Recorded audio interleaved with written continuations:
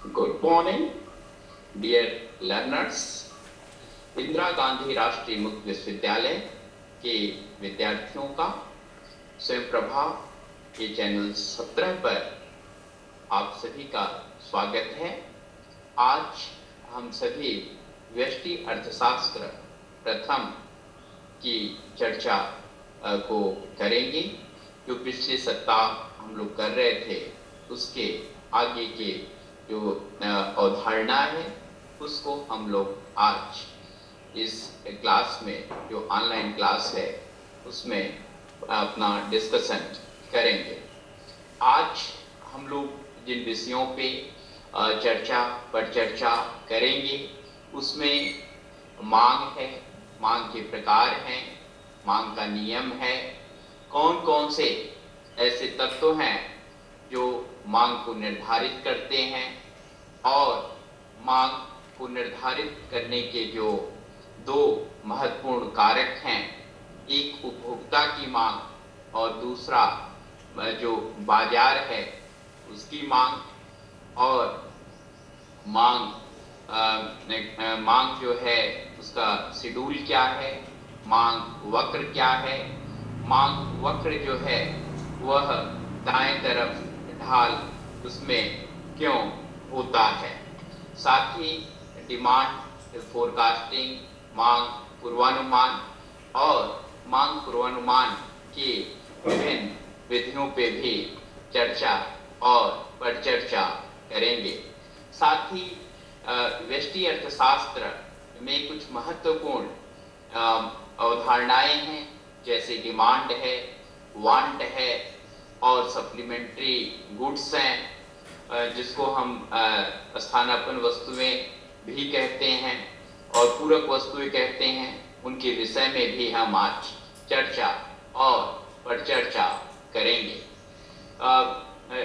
Dear learners, जो हमारे साथ आज जुड़े हुए हैं उनको सर्वप्रथम हम बताना चाहेंगे कि जो डिमांड होती है, डिमांड मांग क्या है।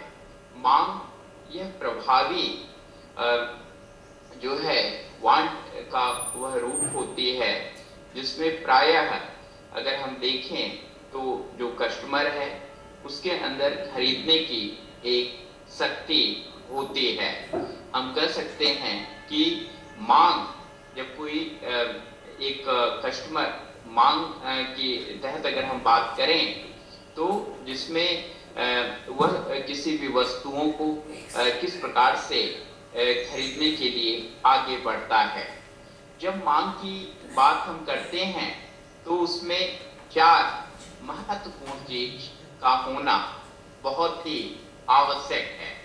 उसमें जो प्रथम चीज होती है मांग के अंतर्गत वह है कि एक तीव्र इच्छा होनी चाहिए कि जो व्यक्ति उस चीज को खरीदना चाहता है उसके अंदर उस चीज को क्रय करने की इच्छा, उस चीज को पाने की इच्छा होनी चाहिए। दूसरा, उसके अंदर उस चीज को क्रय करने के संसाधन भी होने चाहिए। संसाधन से आशय है रुपए से, उसके अंदर क्रय शक्ति का होना भी बहुत ही आवश्यक है। प्रथम इच्छा शक्ति, दूसरा क्रय शक्ति, और उस चीज को प्राप्त करने के लिए खर्च करने की भी जो है शक्ति होनी चाहिए कि वह उस पे कुछ व्यय को सुनिश्चित कर सके। साथ ही उसका एक निश्चित मूल्य पे वह क्रय करे और संख्या भी होनी चाहिए। अगर हम इस प्रकार से कहें कि हमको जो है एक चीज खरीदनी है तो यह कोई जो है अर्थशास्त्र के दृष्टिकोण से, व्यष्टि अर्थशास्त्र के दृष्टिकोण से यह कोई मांग नहीं हुई। जब हम यह कहेंगे हमको यह वस्तु इतने रुपए में इतनी मात्रा में खरीदनी है तो उसको अर्थशास्त्र के दृष्टिकोण से, व्यष्टि अर्थशास्त्र के दृष्टिकोण से प्रभावी मांग कही जाएगी। तो प्रभावी मांग में क्रय शक्ति का होना और उस चीज को खरीदने की कैपेसिटी, क्षमता पे विशेष बल दिया गया है। जैसे मैं एक उदाहरण के द्वारा आपको बताना चाहूंगा कि मान लीजिए कि एक व्यक्ति है जिसकी मासिक आमदनी 10,000 रुपए है, लेकिन वह ऐसी एक गाड़ी 4 व्हीलर को क्रय करना चाहता है जिसकी लागत 1 करोड़ रुपए है और उसके पास कोई भी संसाधन नहीं है उसको क्रय करने के, लेकिन वह एक शोरूम में जाता है और कहता है कि इस गाड़ी को मुझे क्रय करना है। तो वह यह व्यष्टि अर्थशास्त्र के दृष्टिकोण से यह प्रभावी मांग नहीं है और इसको हम अपने जो है डिमांड फोरकास्टिंग में और जो भी कंपनियां कार निर्माता हैं कार को विक्रय कर रहे हैं उसको कंसीडर नहीं करेंगे और अपनी रणनीति नहीं बनाएंगे। साथ ही हम लोगों को यह भी जानना बहुत ही महत्वपूर्ण है कि यह जो मांग है यह कितने प्रकार की होती है। मांग के जब हम विविध प्रकारों की बात करें तो उसमें डिमांड फॉर नेसेसिटीज जो बहुत ही आवश्यक जो है प्रकृति की वस्तुएं होती हैं उनकी डिमांड होती है। बहुत सारी ऐसी वस्तुएं होती हैं जो व्यक्ति को जो है उसको एक कंफर्ट जो है जोन के लिए आवश्यक होती है, आरामदायक वस्तुएं होती हैं और कुछ वस्तुएं होती हैं जो विलासिता की वस्तुएं होती हैं। तो अगर हम तीनों प्रकार की वस्तुओं को देखें तो जो आवश्यक वस्तुएं हैं और जो हमें आराम पहुंचाने की वस्तुएं हैं और जो एक विलासिता पूर्ण जीवन जीने के लिए आवश्यक है, तो तीनों के मांग को अलग अलग समझना अत्यंत आवश्यक है। क्योंकि व्यष्टि अर्थशास्त्र में अर्थशास्त्र के दृष्टिकोण से अगर आप अच्छे से तीनों में जो है भेद कर पाएंगे तभी आप एक अच्छे रणनीति बना पाएंगे बाजार को ध्यान में रख करके।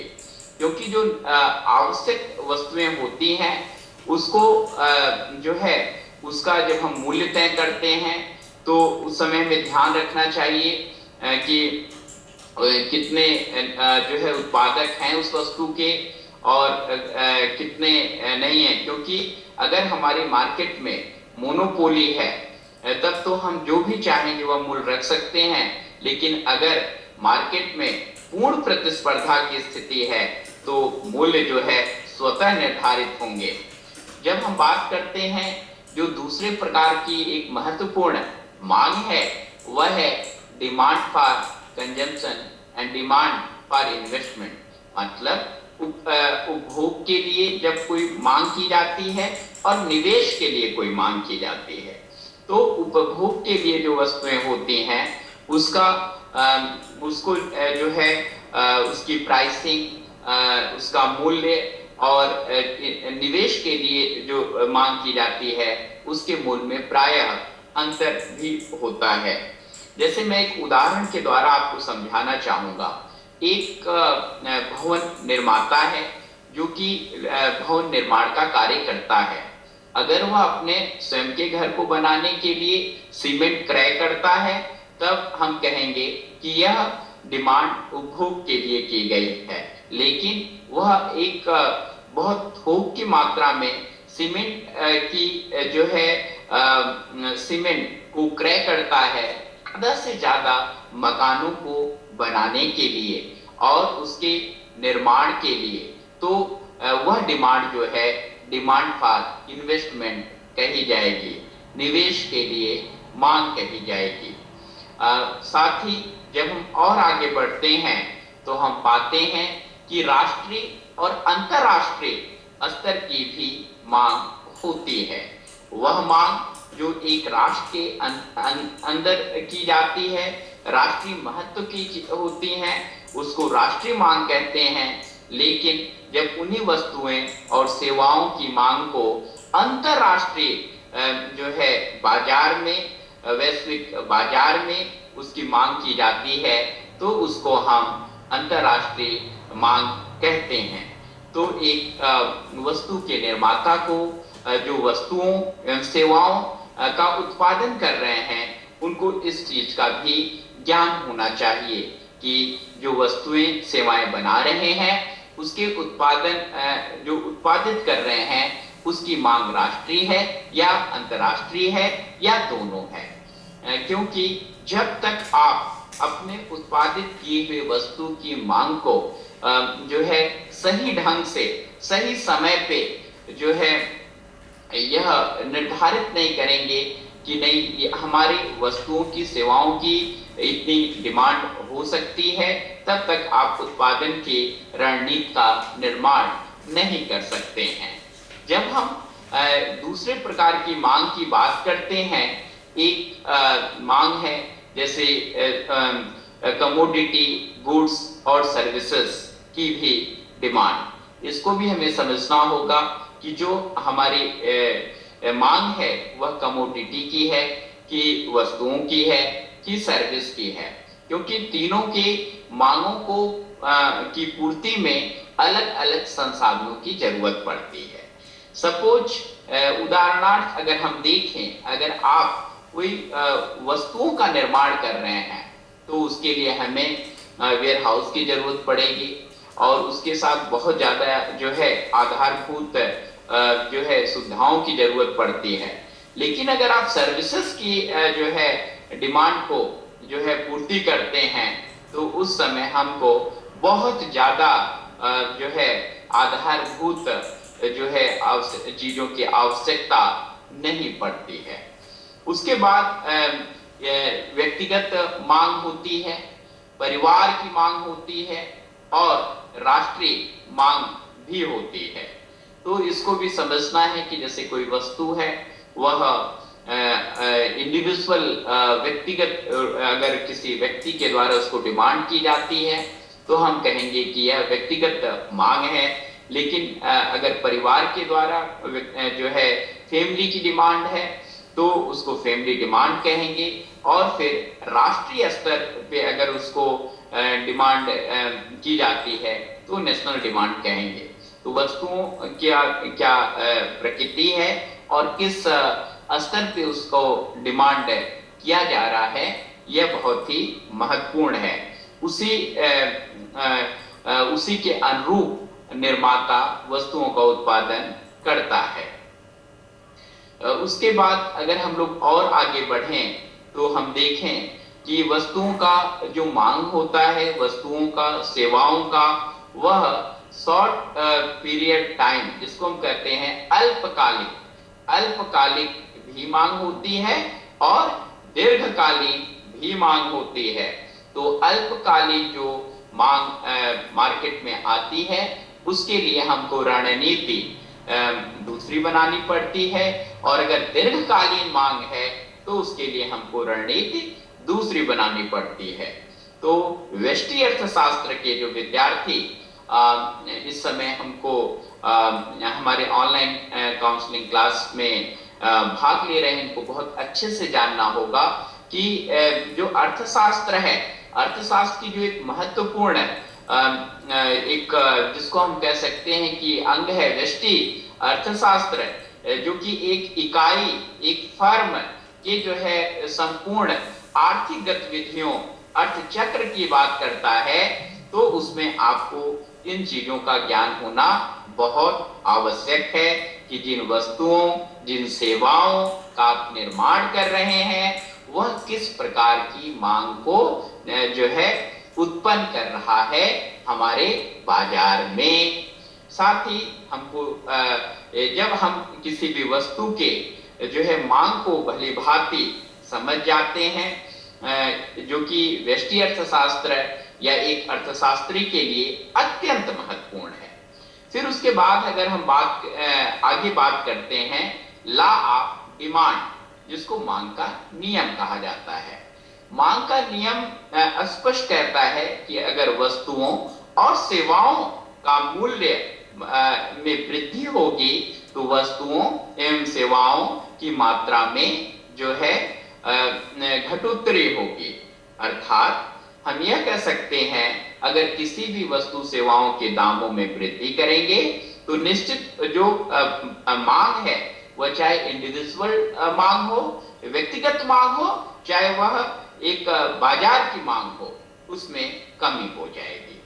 अतः हम कह सकते हैं अगर वस्तुओं और सेवाओं की ज्यादा मात्रा हमको विक्रय करनी है तो वस्तुओं और सेवाओं की कीमतों में बहुत ज्यादा बढ़ोतरी नहीं करनी चाहिए, क्योंकि इसका जो मांग है और जो वस्तुओं सेवाओं के एक विक्रय की एक संभावनाएं हैं, इन दोनों में विलोम संबंध होता है।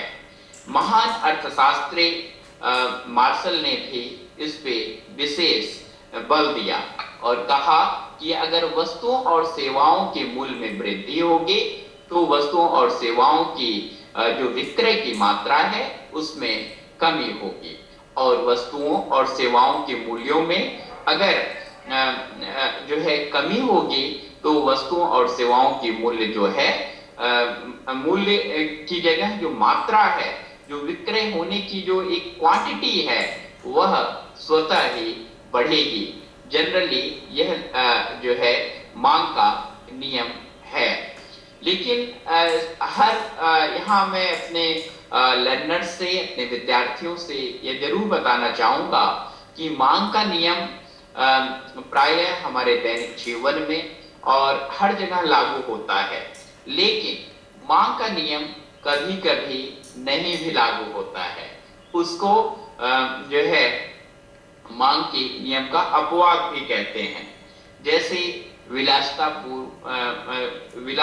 की जो वस्तुएं होती हैं, बहुत जो आवश्यक वस्तुएं होती हैं और जीवन रक्षक दवाएं होती हैं, इन सब चीजों पे कई बार मांग का नियम लागू नहीं होता, क्योंकि अगर आप इतना भी उसका मूल्य बढ़ाएंगे लेकिन जो क्रय करना है जिसको वह उसको पूरा क्रय करने के लिए प्रयासरत रहता है।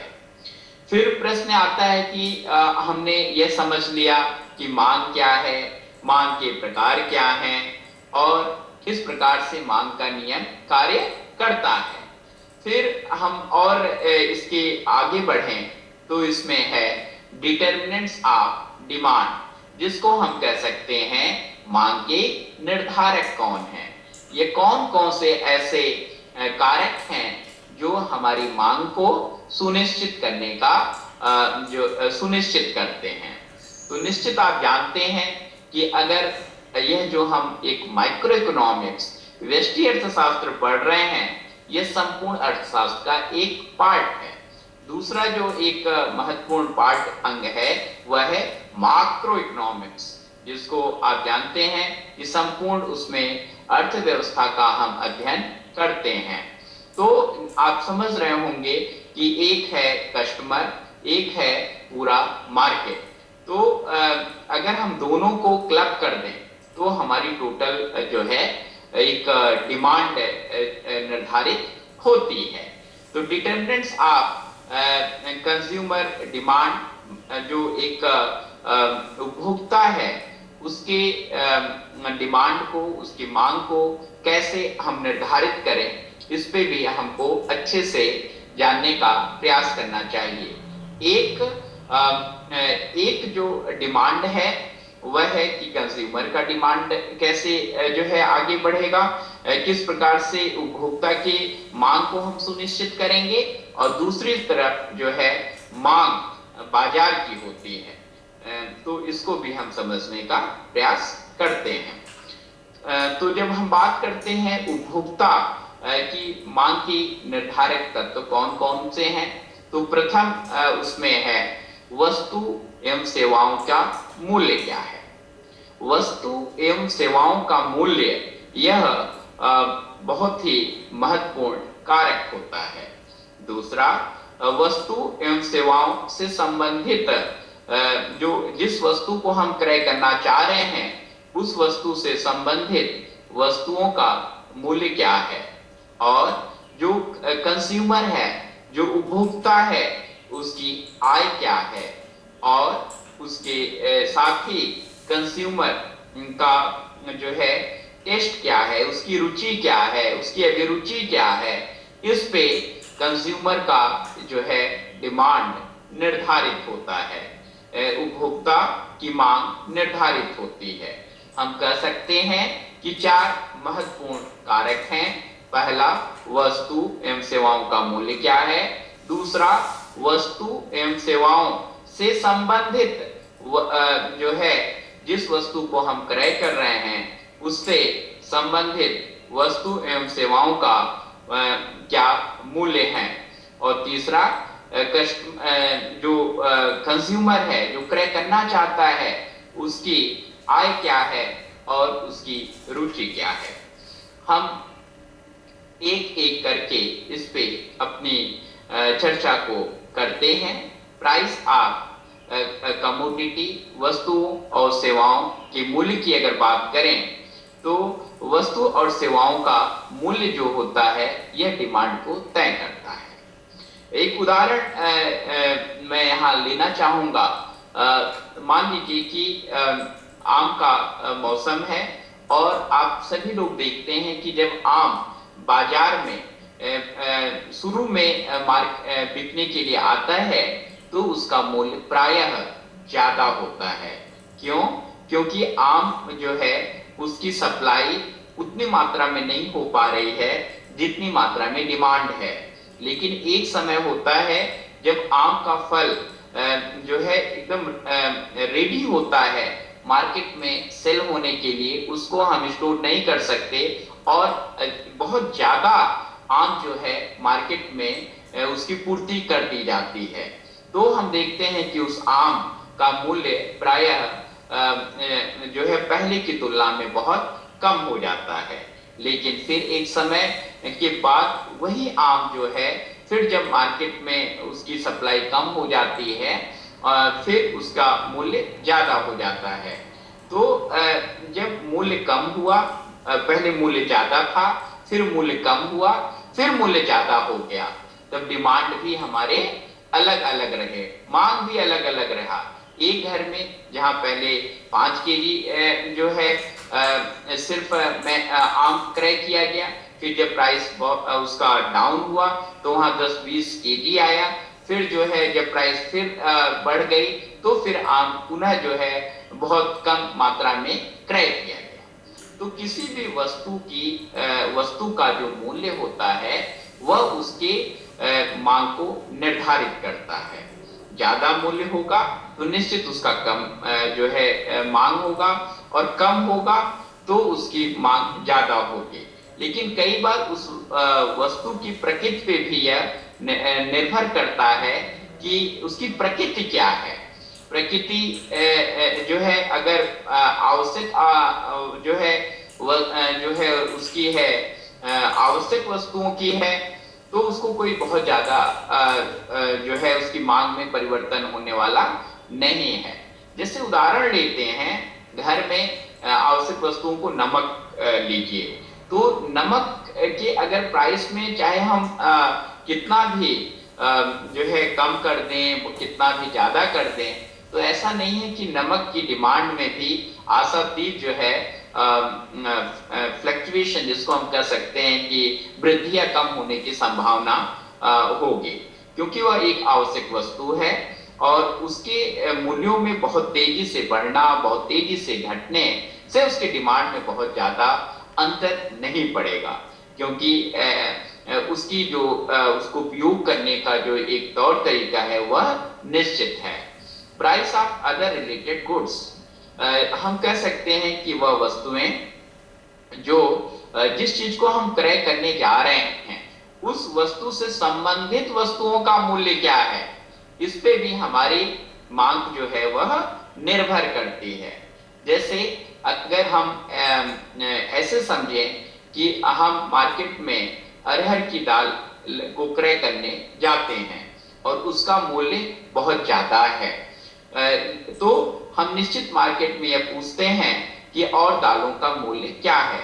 अगर और दाल जो है लगभग उसके बराबर, उससे कम या उससे ज्यादा होता है, तो एक उपभोक्ता यह निर्णय लेता है कि हमको कौन सी दाल कितनी मात्रा में क्रय करनी है। तो यह बहुत महत्वपूर्ण होता है कि जिस चीज को आप क्रय करने जा रहे हैं उससे संबंधित वस्तुओं का मूल्य क्या है, इससे भी डिमांड तय होती है।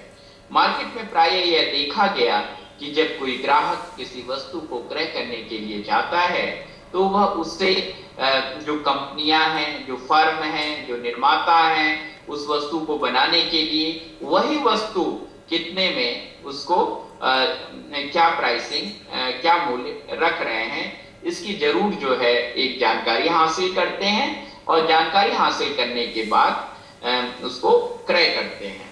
क्योंकि जो व्यष्टि अर्थशास्त्र है इसका ज्ञान हमको निर्णय में बहुत जो है उपयोगी होता है। ठीक उसी प्रकार से जैसे आप कंप्यूटर की दुकान पे जाते हैं और आप पूछते हैं कि डेल का कंप्यूटर का क्या रेट है और इसके कौन से मॉडल क्या रेट हैं, उसकी साइज क्या है, फिर आप जो है दूसरे कंपनी के कंप्यूटर की दुकान पे जाते हैं और जब आप एक बाजार का अध्ययन कर लेते हैं तब आप अपनी मांग जो है एक मांग बताते हैं कि मेरी मांग ये है कि मुझे दो की संख्या में डेल कंप्यूटर चाहिए। तो आपने पूरा अध्ययन बाजार का किया तो हम कह सकते हैं कि जो वस्तु, जो सेवाएं हम क्रय करने जा रहे हैं उस प्रकार की वस्तुओं और सेवाओं का मार्केट में क्या रेट है, क्या मूल्य है, इससे भी जो है तय होता है। साथ ही इनकम ऑफ कंज्यूमर्स, उपभोक्ता की आय जो होती है यह सबसे महत्वपूर्ण कारक है। अगर उपभोक्ता की आय अच्छी है, अच्छी अर्निंग है उपभोक्ता के पास, तो कई बार जो है डिमांड बहुत अच्छी उसके द्वारा की जाती है और कई बार ऐसा भी देखा गया अगर उपभोक्ता की आय अच्छी नहीं है तो डिमांड वस्तु की नहीं होती। क्योंकि हमें व्यष्टि अर्थशास्त्र हमेशा इस चीज को बताता है कि हमेशा अपनी आगम और अपने खर्च के बीच हम कैसे समन्वय स्थापित करें। तो इनकम ऑफ कंज्यूमर्स, उपभोक्ता की जो आय है वह बहुत महत्वपूर्ण होती है हमारी मांग को निर्धारित करने के लिए। अगर उपभोक्ता जो है अच्छे इनकम को प्राप्त कर रहा है तो निश्चित खर्च करने की जो प्रवृत्ति है, क्रय करने की जो प्रवृत्ति है वह अच्छी होगी। अगर उपभोक्ता के पास रेगुलर इनकम, अच्छी इनकम की संभावनाएं या चीजें नहीं है तो उसकी जो मांग करने की प्रवृत्ति है वो भी बहुत अच्छी नहीं होगी। उसके बाद अगर हम लोग बात करें, एक बहुत महत्वपूर्ण है वह है कि उपभोक्ता की रुचि और उसका जो एक हम कह सकते हैं टेस्ट, यह भी मांग को निर्धारित करता है। उपभोक्ता की रुचि किस चीज को क्रय करने में है और किस चीज को ज्यादा से ज्यादा क्रय, उस चीज के लिए वह बहुत ज्यादा प्रयास करता है कि हम क्रय कर सकें। रुचि का बहुत ही महत्वपूर्ण स्थान होता है जिसको हम कह सकते हैं कि रुचि के साथ साथ जो है अभिरुचि भी हम इसको कह सकते हैं। हमारा इंटरेस्ट क्या है, इंटरेस्ट भी बहुत ही महत्वपूर्ण होता है, उसकी चीजों पे वह ज्यादा मांग करता है। जैसे मान लीजिए कि एक उदाहरण इसमें भी मैं आप लोगों को बताना चाहूंगा कि आप ब्रांडेड किसी, जैसे आप कलम को ले लीजिए, मान लीजिए बहुत प्रकार की कलम है आपके पास, लेकिन अगर आप एक स्पेसिफिक ब्रांड के जो है कंपनी के कलम का ही परचेज करना चाहते हैं तो तो एक कस्टमर होने के कारण, एक उपभोक्ता होने के कारण आप उस पर्टिकुलर कंपनी की कलम की मांग ज्यादा करेंगे। तो यह आपकी रुचि है, आप किसी स्पेसिफिक जो है कंपनी के उत्पाद को खरीदना ज्यादा पसंद करते हैं तो उसकी मांग अपने आप बढ़ेगी।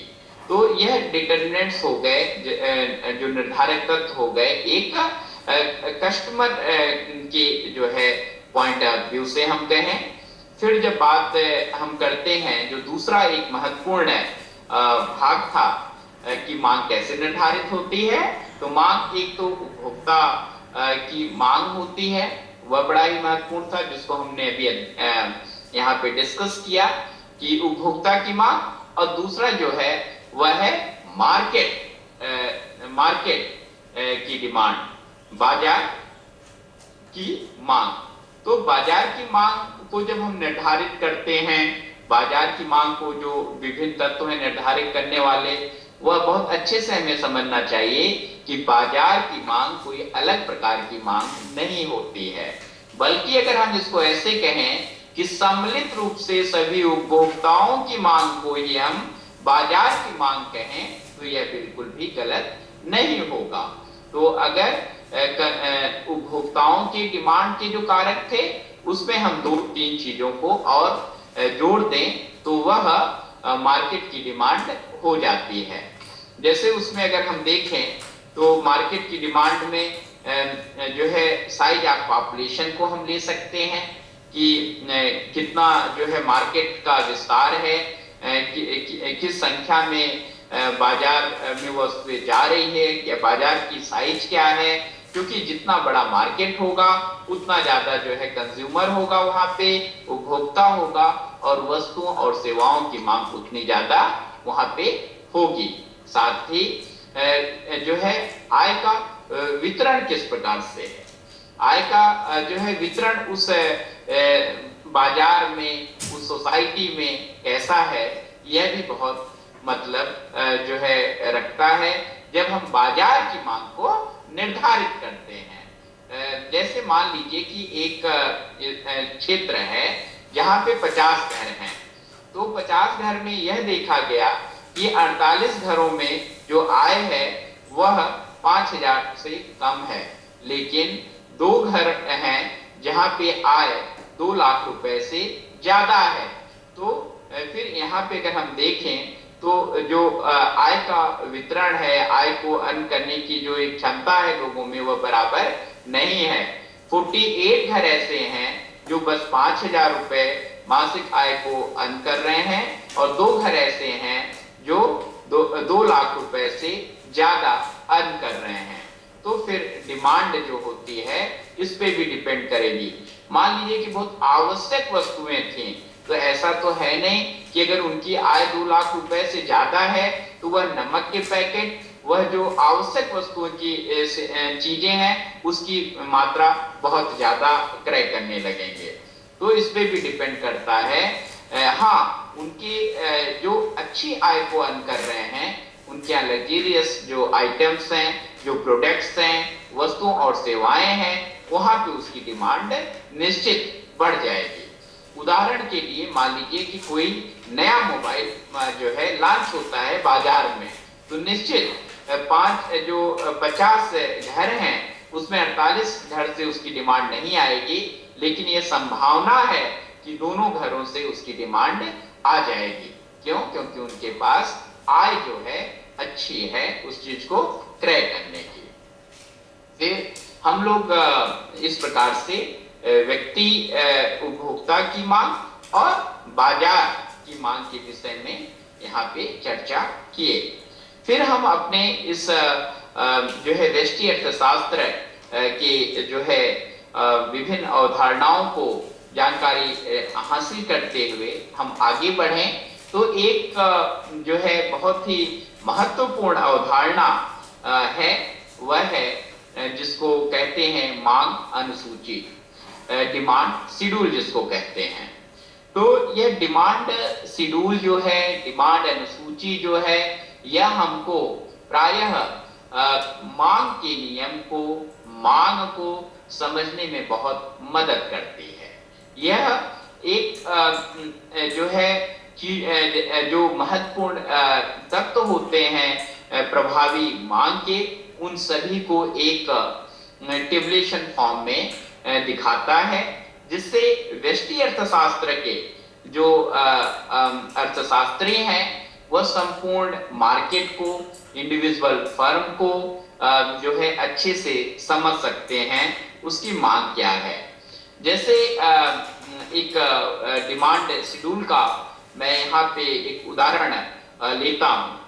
जैसे मान लीजिए कि जम्मू कश्मीर में अगर सेब का उत्पादन अच्छा होता है तो एक डिमांड शेड्यूल उसमें तैयार किया गया कि 100 रुपए केजी जब सेब का मूल्य होता है तो उसका 15 केजी एक वीक में एक इंडिविजुअल जो है उसको परचेज करता है।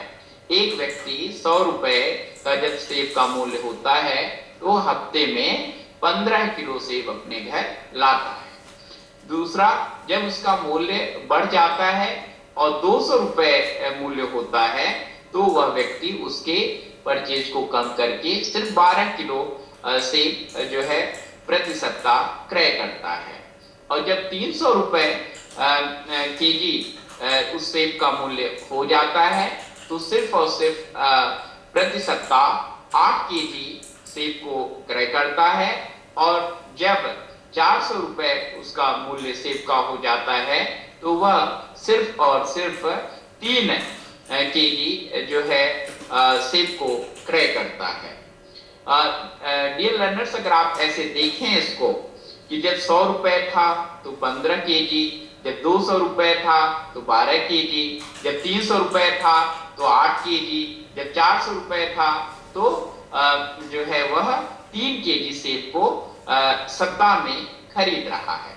इसकी अगर हम एक तालिका बना लेते हैं, एक तरफ जो है मूल्य सेब का, दूसरी तरफ जो है सेब की मांग को लिख लेते हैं, तो आप देखेंगे कि लगभग जो है सेब की जो सेब को क्रय करने में जो धन को व्यय किया गया है वह लगभग 2400 रुपए मैक्सिमम है। जब 200 रुपए केजी सेब था और 12 किलो सेब सप्ताह में क्रय किया गया, 2400 रुपए मैक्सिमम जो है रुपए का सेब क्रय किया गया। और फिर अगर मिनिमम हम देखें तो 1200 रुपए क्रय किया गया। जब 400 रुपए केजी हो गया था तो उस समय सिर्फ और सिर्फ 3 केजी क्रय किया गया। तो 1200 रुपए से लेकर के 2400 रुपए तक एक इंडिविजुअल, एक व्यक्ति के द्वारा जो है सेब को क्रय करने पे खर्च किया गया। तो इसमें जो ध्यान देने योग्य तथ्य है वह तथ्य यही है कि मूल्य और जो क्वांटिटी मार्केट में सेल हो रही है, जो डिमांड जनरेट हो रही है, इसका बड़ा जो है एक बहुत महत्वपूर्ण दोनों में संबंध है। संबंध जनरली विलोम का होता है कि अगर कम है प्राइस तो कम प्राइस पे ज्यादा क्वांटिटी सेल हो रही है। फिर यह जो मांग की अनुसूची है तो हमारे अर्थशास्त्र में, व्यष्टि अर्थशास्त्र में मांग की अनुसूची का बड़ा ही महत्वपूर्ण स्थान है, क्योंकि चीजों को अगर हम तथ्यों में एक जो है इस प्रकार से बताएं तो अर्थशास्त्रियों को बहुत समय लगेगा और इतना उनके पास समय नहीं होता। क्योंकि मैंने अपने प्रारंभिक जो है क्लास में आप लोगों को बताया कि जो व्यष्टि अर्थशास्त्र है यह बहुत ही महत्वपूर्ण है निर्णयन में। और निर्णयन क्या है?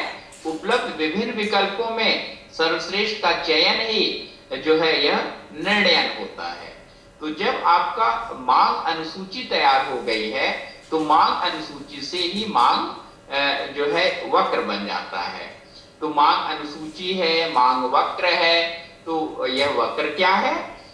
जिसको हम डिमांड कर्व कहते हैं। यह मांग वक्र जो होता है यह बताता है कि वस्तुओं के मूल्य और वस्तुओं की जो एक विक्रय की जो संख्या है, जो क्वांटिटी बिकी है, उन दोनों के बीच का संबंध जो है एक वक्र के द्वारा एक्स एक्सिस और वाई एक्सिस पे दिखाया जाता है। तो हमारे व्यष्टि अर्थशास्त्र के जो अर्थवेत्ता होते हैं यह प्रायः चीजों को जब विश्लेषण करते हैं तो अपने सामने डिमांड शेड्यूल, डिमांड कर्व, हम जिसको कहते हैं कि मांग तालिका और मांग वक्र जो है, ये दोनों अपने पास स्पष्ट रखते हैं, जिससे कि एक दृष्टिकोण में उनके सामने सभी उसके प्राइस और उसकी डिमांड के जो है एक पिक्चर प्रेजेंट हो। तो यह जब उनके पास इन चीजों को प्रेजेंट किया जाता है, आजकल जो है सूचना तकनीक ने चाहे वह डिमांड शेड्यूल हो, चाहे डिमांड कर्व हो, इसको बहुत ही अच्छे से डिजिटलाइज फॉर्म में रिफ्लेक्ट करते हैं, जो कि हमारे व्यष्टि अर्थशास्त्र के जो विशेषज्ञ हैं उनको तमाम निर्णय लेने में मदद करता है। जैसे मान लीजिए कि अगर एक डिमांड कर्व है और डिमांड कर्व प्रायः अभी हमने आपको शुरू में बताया, ये भी बात करेंगे कि यह राइट दाएं तरफ जो है यह डिमांड कर्व ढलुआ क्यों होता है, क्यों इसका एक ढाल ऐसा होता है। ये इसीलिए है क्योंकि ये कर्व हमेशा समझिए, जब वस्तु का प्राइस ज्यादा होगा तो उसका मूल्य कम होगा, तो जब वस्तु का प्राइस कम होगा तो उसकी क्वांटिटी बिकने वाली ज्यादा होगी। तो अगर हम इसको एक्स एक्सिस और वाई एक्सिस दोनों पे जो है ड्रा करें, तो हम पाएंगे कि कर्व जो है इसी प्रकार से बन रहा है, जो राइट हैंड साइड जो है एक ढाल की तरह होता है। उसके जैसे प्रतिस्थापन की जो वस्तुएं हैं उसका भी रोल होता है, उसके साथ साथ आय जो होती है उसका भी रोल होता है, और प्राइस जो होती है उसका भी रोल होता है। क्योंकि अगर चीजें बढ़ेंगी, किसी चीजों का मूल्य अगर बढ़ेगा तो उसकी जो प्रतिस्थापन वाली वस्तुएं होती हैं उसको कस्टमर जो है परचेज करना शुरू कर देता है।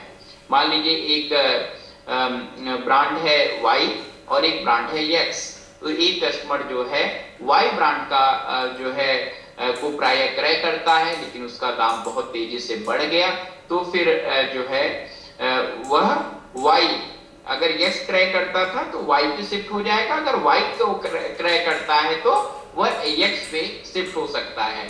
अगर जो उसके प्रतिस्थापन वस्तुएं हैं अगर उसका दाम उससे कम है तो इनकम इफेक्ट तो है ही, और जिसकी मैंने अभी बहुत ही विस्तृत रूप से चर्चा की यहाँ पे।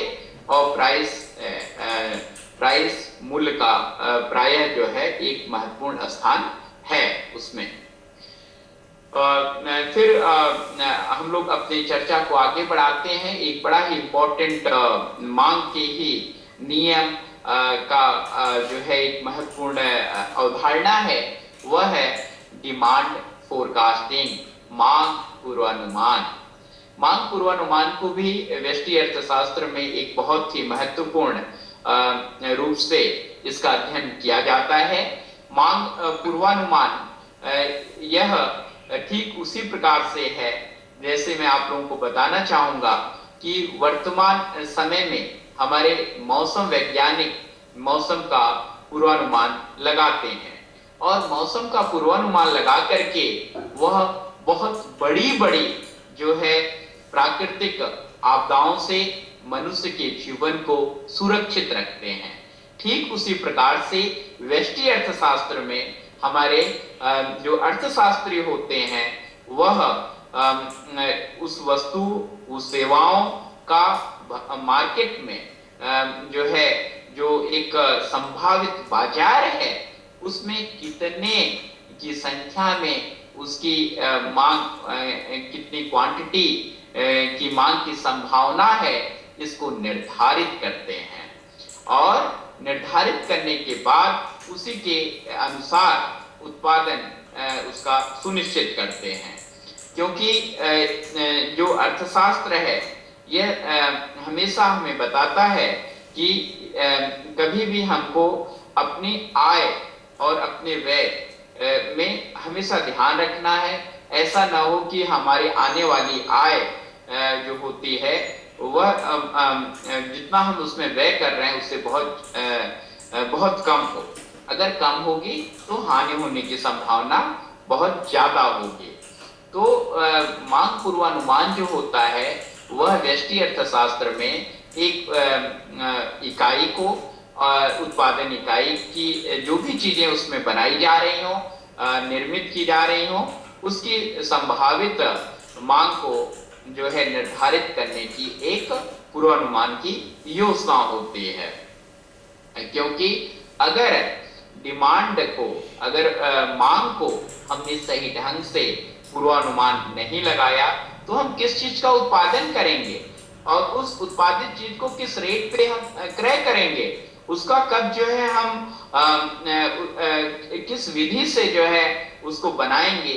जितने भी उत्पादन की प्रक्रिया में जो प्रश्न उठते हैं उसको हम सही सही उसका जवाब इसी डिमांड फोरकास्टिंग में ही हम निर्धारित करते हैं। फिर ये जब डिमांड फोरकास्टिंग है, मांग पूर्वानुमान है, तो व्यष्टि अर्थशास्त्र में हम बहुत सारे जो है डिमांड को फोरकास्ट करने के लिए, पूर्वानुमान लगाने के लिए बहुत सारे जो है मेथड्स पे भी चर्चा की गई है। उसमें अरिथमेटिक मेथड है जिसमें जो है मूविंग एवरेज का जो है हम उपयोग करके उसको पूर्वानुमान लगाते हैं। ओपिनियन पोल मेथड है कि हम पर्टिकुलर वस्तु सेवाओं के विक्रय की संभावनाएं क्या हैं उसको भी जो है हम ओपिनियन लेते हैं। संभावित जो है मार्केट में जा करके जो लोग लीडिंग कंपनियां हैं, लीडिंग और जो कस्टमर हैं उनसे हम लेते हैं। जैसे आप लोगों ने कई बार देखा होगा जब आप लोग मॉल में या कहीं पे जाकर के क्रय करते हैं किसी वस्तु का, और क्रय करने के बाद आप बाहर आते हैं तो कई जो है लोग होते हैं जो सर्वे करते रहते हैं कि आपको इस मॉल में, आपको इस शॉपिंग सेंटर में कौन सी चीज अच्छी लगी, कौन सी चीज आपको जो है यहाँ पे नहीं मिली, या किस चीज को आपने ज्यादा प्रेफर किया। मतलब कि वो आपका ओपिनियन जानना चाहते हैं और वह ओपिनियन निश्चित ही डिमांड को सही ढंग से फोरकास्ट करने की दिशा में ही एक कदम होता है। और जो प्रोडक्ट साइकिल है, जो एक वस्तु है उसकी एक पूरी प्रक्रिया है, एक पूरा चक्र है कि वस्तु का एक, हर एक वस्तु की एक लाइफ साइकिल होती है। तो लाइफ साइकिल भी जो होती है वह भी बहुत ज्यादा हमें सहयोग करती है कि हम कैसे मांग का पूर्वानुमान जो है वह सुनिश्चित करें। जैसे मान लीजिए कि प्रोडक्ट लाइफ साइकिल का एक उदाहरण लीजिए। अगर कोई वस्तु मार्केट में नई है तो निश्चित शुरुआत के जो दौर होते हैं उसमें उस वस्तु का, उस सेवाओं की जो एक मांग होती है वह बहुत इनिशियल फेज में होती है। हम ऐसा भी कह सकते हैं कि लगभग वह नहीं के भी बराबर हो सकती है। तो लेकिन धीरे धीरे जब वह वस्तु इस्टैब्लिश हो जाती है मार्केट में और एक ग्रोथ टाइम आ जाता है तो निश्चित एक समय आता है कि उसकी मांग बढ़ने लगती है। और फिर अगर प्रोडक्ट लाइफ साइकिल में अगर पीक का टाइम है तो निश्चित वह उसके सबसे हाईएस्ट डिमांड मार्केट में होगी उस समय। उसके बाद फिर से जो डिमांड है वह डिक्रीजिंग माने घटते हुए जो है क्रम में फिर आना शुरू हो जाती है। तो साथ ही बहुत सारे हमारे एक्सपर्ट्स होते हैं मार्केट के, उनसे भी जो है व्यष्टि अर्थशास्त्र के अर्थशास्त्री बात करते हैं और चीजों को निर्धारित करते हैं। क्योंकि ये जो मार्केट में किसी वस्तुओं का, किसी सेवाओं का, ये इनको बनाने का, इसको लॉन्च करने की जो एक पूरी प्रक्रिया होती है यह बहुत कड़ी मेहनत और बहुत सही पूर्वानुमान पे निर्धारित होती है। जैसे अभी आपको बताना चाहूंगा, जैसे उद्यमी है, एक वह उद्यमी है जो सफल है, तो उससे अगर आप पूछेंगे नहीं कि जब आपने उद्यमिता की कार्य को प्रारंभ किया तो आपको कौन कौन से उस चीज दिक्कतें आई, तो बताएगा कि पहले हमारे पास जो है डिमांड नहीं आ रही थी, फिर जब हमने मार्केट में अच्छा प्रचार प्रसार किया तो डिमांड जनरेट हुई, तो जब डिमांड जनरेट होने लग गई तो कस्टमर ने बताया कि नहीं, आपके इस प्रोडक्ट में यह चीज होनी चाहिए, ये स्पेसिफिक चीजें होनी चाहिए, तो फिर हमने उसको जो है इनकॉर्पोरेट किया। तो जो एक्सपीरियंस जो एक व्यवसायी होते हैं और जो मार्केट को अच्छे से स्टडी कर रहे हैं, उन लोगों का भी इसमें बहुत बड़ा योगदान होता है डिमांड फोरकास्टिंग में।